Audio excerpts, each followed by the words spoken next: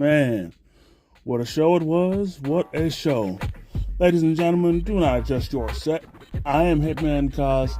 Welcome one and all to the official review for NXT Deadline. And of course, I'm not alone in this endeavor. Please welcome, as always, the humble man, Gary. Gary, welcome to the Contracts. Yo, what's good, my man, Cos Payton. Hey, shit, man, ready to get down with this? Please, let's do this shit like Brutus, you know it. Alright.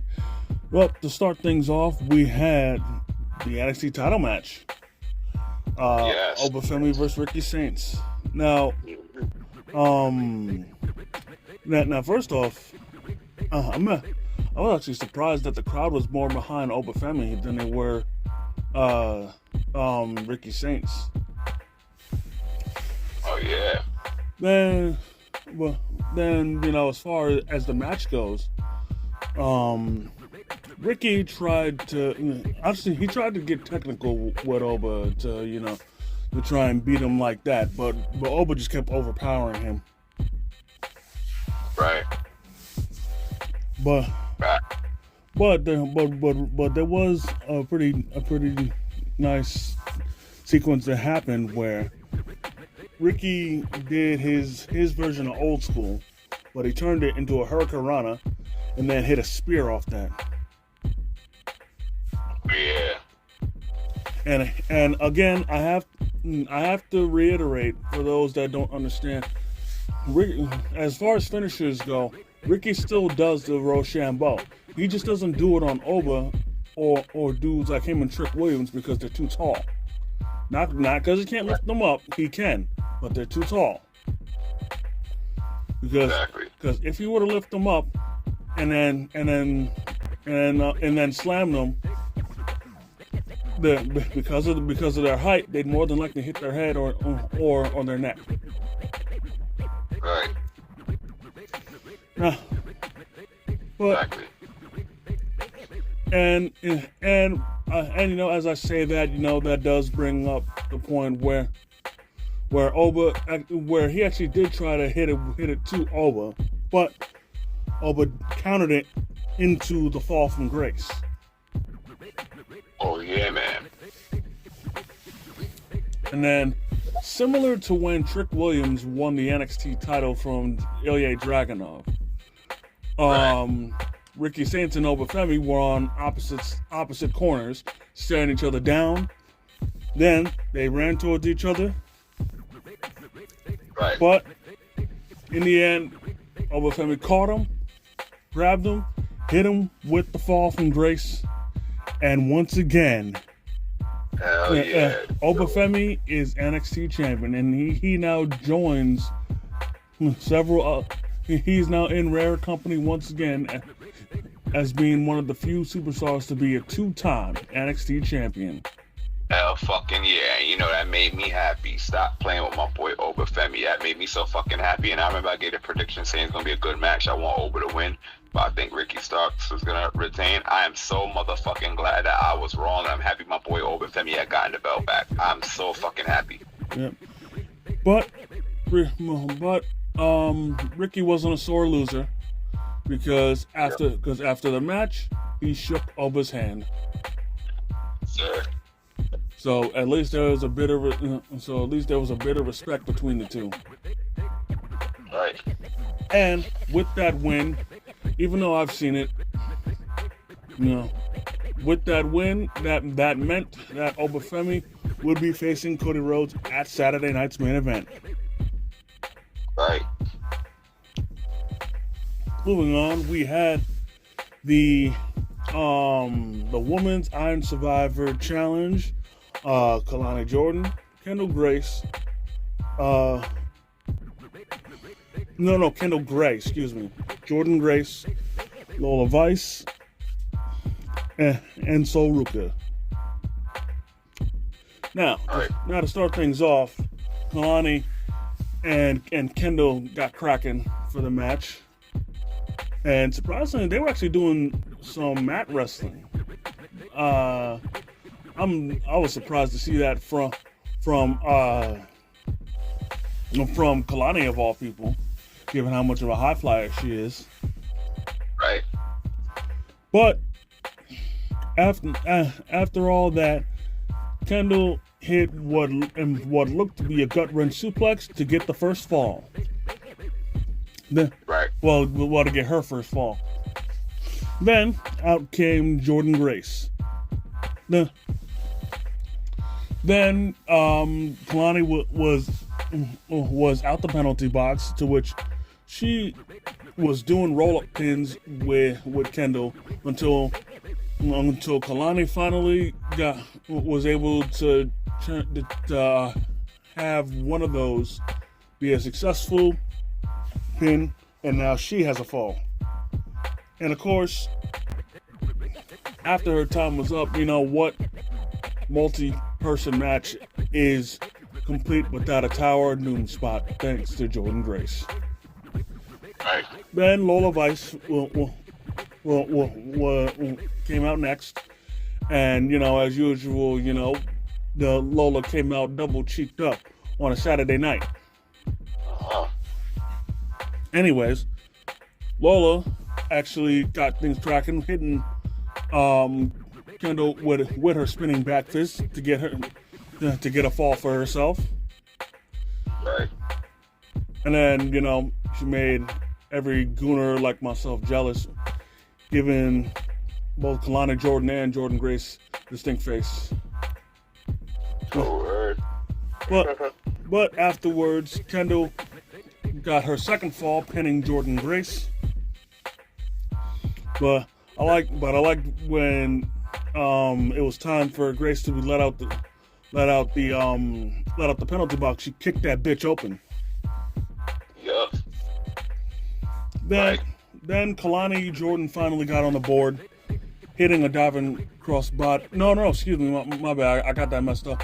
Kalani took to the skies with a diving crossbody. However, upon landing, Jordynne Grace countered it and turned it into a pin. So now Jordynne Grace has a fall. Now, finally, out came Sol Ruka. But keep in mind, when I say this, Kalani was supposed to go to the penalty box, but before she did, she attacked Sol Ruka, and for the moment took her out of the match. To which she was helped to the back by staff. Then she hit Jordynne Grace with a Spanish fly. Then, thankfully, Sol Ruka came back, and when she came back, she hit both Kalani Jordan and Lola Vice with the Soul Snatcher to get two falls at once.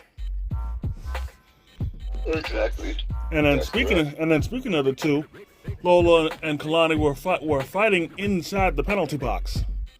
Kind of reminds me of the time, I think it was last year, where Obafemi was already in the penalty box, but then Ethan Page got pinned, so then he had to go too, and he realized what that meant for him, that he was now trapped with Obafemi, and he was trying like a motherfucker not to get in there until freaking Oba snatched his ass up and threw him inside, and this shit looked like something out of a jail scene where the newest inmate is now a victim to the big nigga on campus.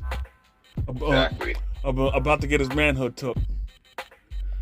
Right. And he tried to climb out of the cage, but freaking Oba yanked his ass back in there and started whooping that ass. Yes. Anyways, before I get any further off track, so then afterwards, Kendall hits her finisher, Shades of Grey. However, Kalani uppercuts her. Not literally. I mean, she steals the fall by hitting a splash. So now Kalani has two. Then Ruka hits a dope looking moonsault to the outside.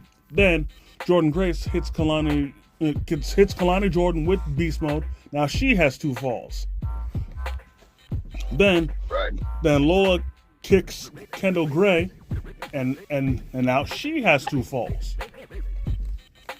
Right. Yeah. So now, now, I think with like less than a minute left, all the competitors have 2 falls.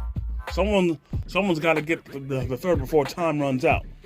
So now Soruka hits the Soul Snatcher to Lola Vice on the outside. That took her out for a little bit. No, actually no. Right. No. Well, yeah, because then Soul then threw her back in the ring, and then Jordan Grace and Kendall Gray, and Kalani Jordan, then fought to the outside. So now they were too far away to do anything. To which then Kendall hit a top rope Shades of Grey, which honestly looked like Enzo Amore's DDG.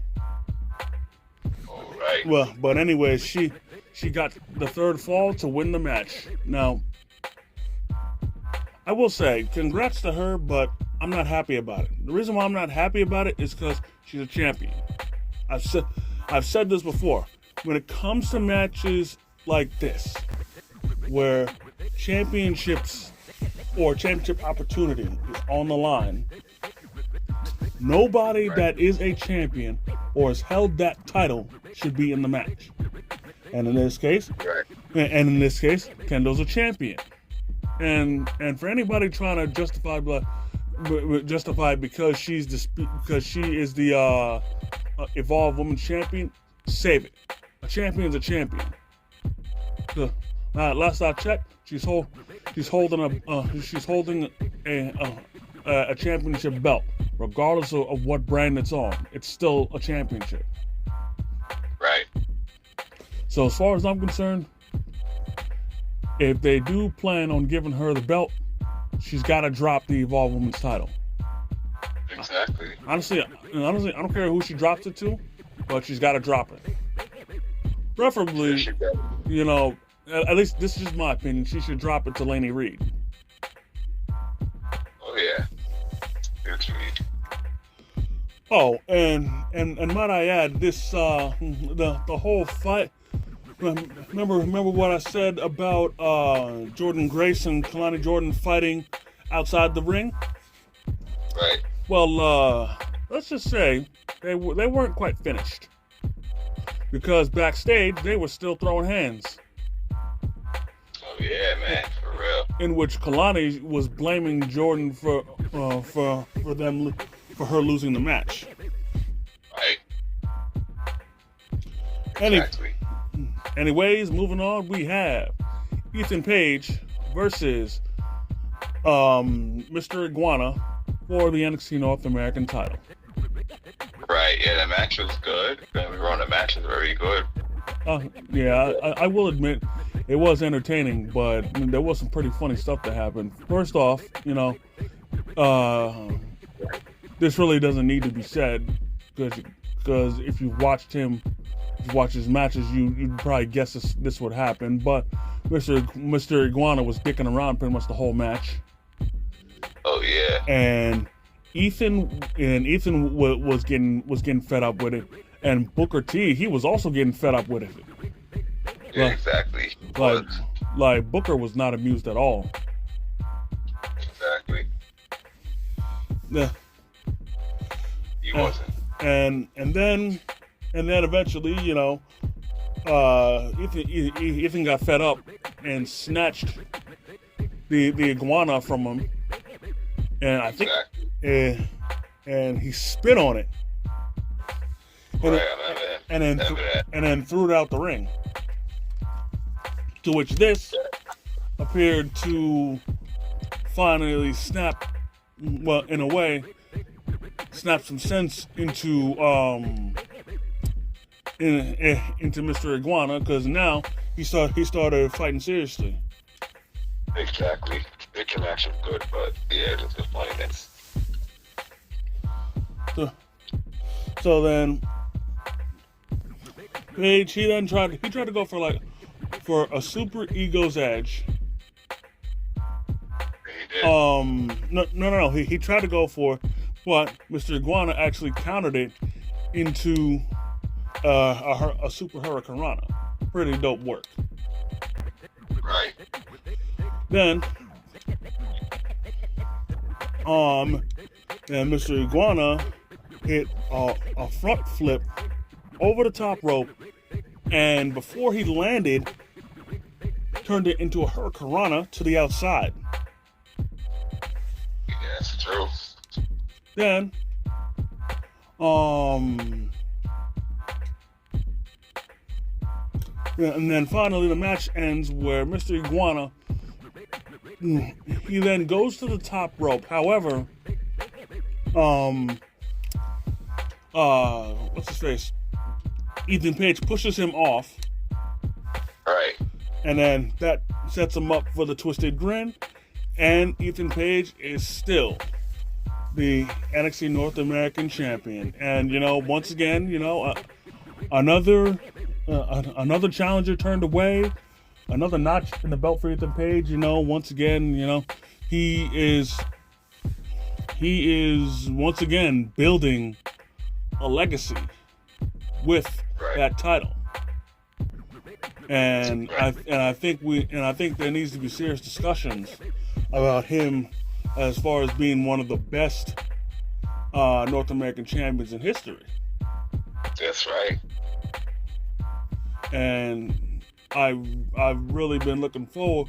I've been really pleased with his performance. Right. But I will admit, I thought.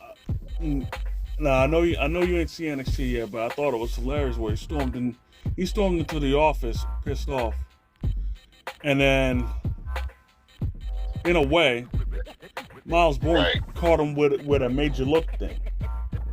He was like, "Look, somebody's over there," and of course, nothing. There was ain't nothing over there. And for me, the funniest thing about it was that even Deion Maddox was laughing. Exactly. But he quickly had to. But he quickly got back in character. That's correct. Anyways, now a family broken up as now we have Tatum Paxley versus Izzy Dame. Oh, right. Once again, I really enjoyed Tatum's run with the culling, and honestly, I have to say that she, in my opinion, was the biggest reason why the culling began to gain traction. Because in my opinion, even before her, the culling really wasn't doing anything. And exactly. And I know Sean Spears, for the most part, he's the veteran of the group, but I honestly have to say that Izzy Dame is the leader. Honestly, that's how I feel. Because with the way she's been acting and moving, it really feels like she's the leader. And honestly, she definitely fits the leader role pretty good. Right, exactly. You did. Exactly. It just sucks because I didn't want it to come to this of Tatum getting kicked out, but like I said, eventually because of how Tatum was acting, it was eventually going to happen. Yeah, definitely. I was seeing it too, definitely. Anyways, on to the match. Bit of funny thing happening where the crowd was actually taunting Sean Spears with 10 chants. It's obvious they haven't forgotten of who Sean Spears used to be. Right, exactly. Yeah, exactly. No, I know. That was crazy. Now, I must say, this match, as good as it was, honestly, this match was more storytelling than it was match. Exactly. Because pretty much the whole match, the culling kept trying to fuck with Izzy's. Trying to fuck with Tatum's emotions. Kept trying to play and playing mind games with her, and some of them were working, but eventually some weren't. Like for example,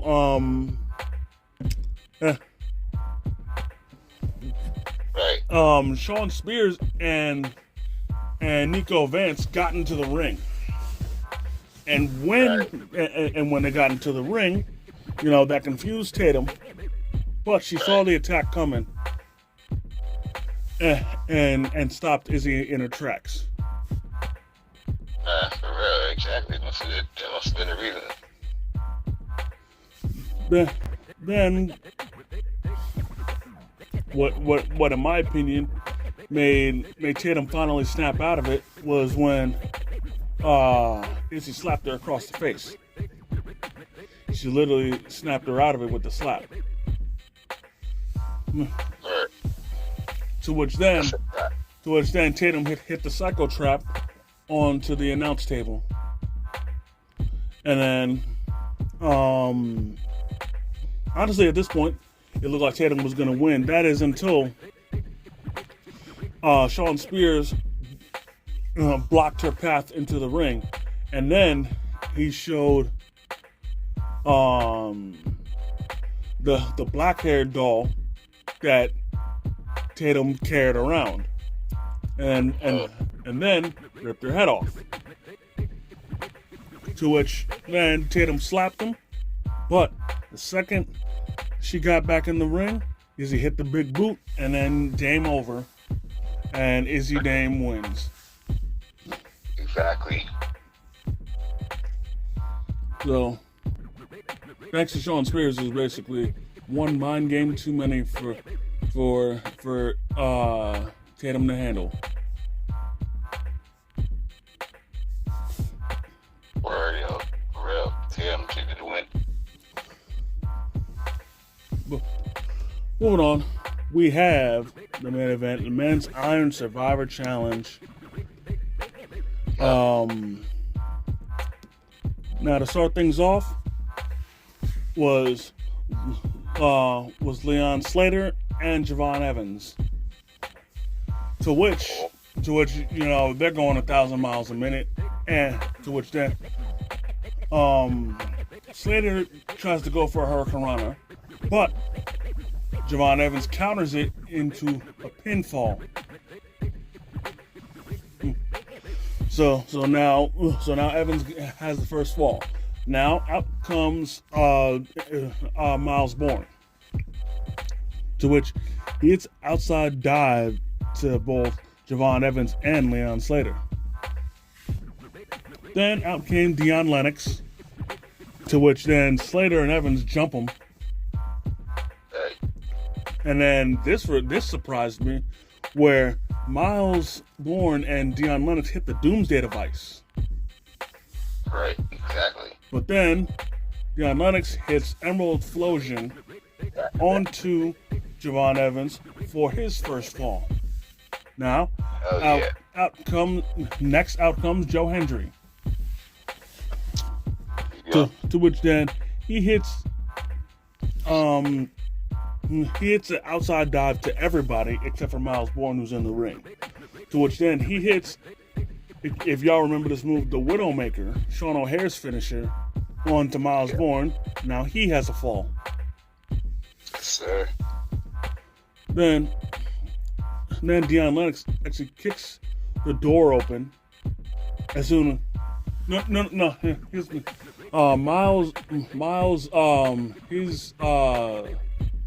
His clock dropped to 0, so now he was out the penalty box. But before he could get out, Deion Lennox kicked the door, closed the end. Then both Javon Evans and Leon Slater did a spot that I did not like, in which Javon Evans hit a swanton coast to coast on Joe Hendry, and then Leon Slater hit a coast to coast on Javon Evans. Now, I expressed how I feel about the coast to coast. As great as a move as it is, I do not like it because you're tearing up your back when you do it. Right. You know, like as great as the movie is, I do not like it because of what you put your body on the line in order to do it. Exactly. And in the case of Shane McMahon, back when he did it at Survivor Series, I think 2016, you sometimes run the risk if a counter is planned of getting a concussion. That's the truth. But anyways, Leon Slater hits that awesome Swanton 450 splash onto Joe Hendry. So now he has his first fall. To which then, and then afterwards, Miles Bourne hits Bourne again. However, Deion Lennox breaks the pin, but he hits Bourne again on the Lennox. In this case, he does get a fall. Right. To which, but Leon didn't. The Deion didn't exactly go in the penalty box quiet, because once he went in there, he proceeded to beat the brakes off of Joe Hendry. Hell yeah. Then, and then once it was time for him to come out, he actually locked Javon Evans in the penalty box. But but he didn't get off that easy because Joe Hendry hit the standing ovation onto Deion Lennox. Then, as expected, Javon Evans climbed out of the box and dived onto Lennox as well. That's correct. Then Leon Slater dived onto Javon Evans. Now at this point, there's only 90 seconds left in the match, so somebody's got to win. Exactly. So now Evans tries to go for the OG cutter, but Miles catches him and hits him with Bourne again, but Deion Lennox breaks the pin. Then Miles attempts to go for a pin, but he gets countered into a roll-up at the last second by Javon Evans for the win. Right. Now, and Javon, you know, right. He's now the irons.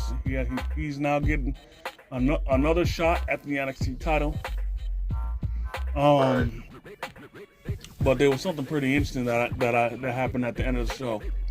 First off, Javon, trying to show some sportsmanship, he shook the hands of all the competitors except for Deion Lennox, who instead rejected it and got out the ring and told him "fuck you."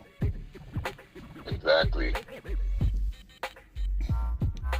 Then out came Obafemi, who was now standing on the stage staring down Javon Evans. But we still weren't done, because then the lights went out and a video played on the Titantron. The next thing you know, the lights came back up, and after a long hiatus, he was gone for a good minute, Tony D'Angelo comes out from behind Javon Evans, hits him with a choke slam, and that is how the show ended. Yes, sir. Now, first off, welcome back, Tony D'Angelo, but wow, of all the ways to return, like this was crazy.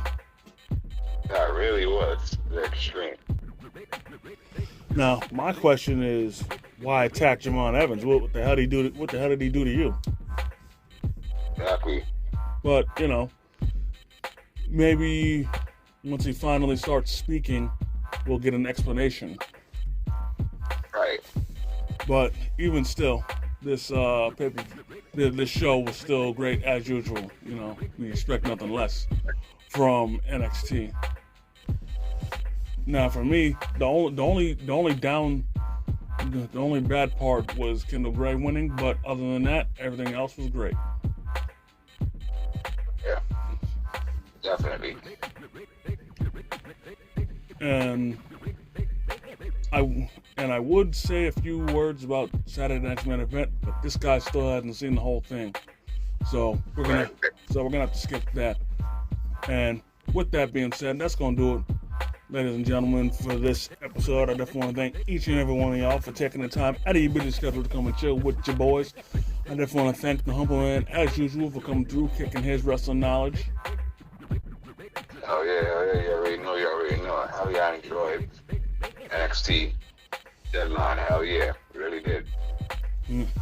So, you guys enjoyed this video, go ahead and hit the like button. Comment if you feel like it. If you're new to the channel, please subscribe and hit the notification bell so you never miss a new video.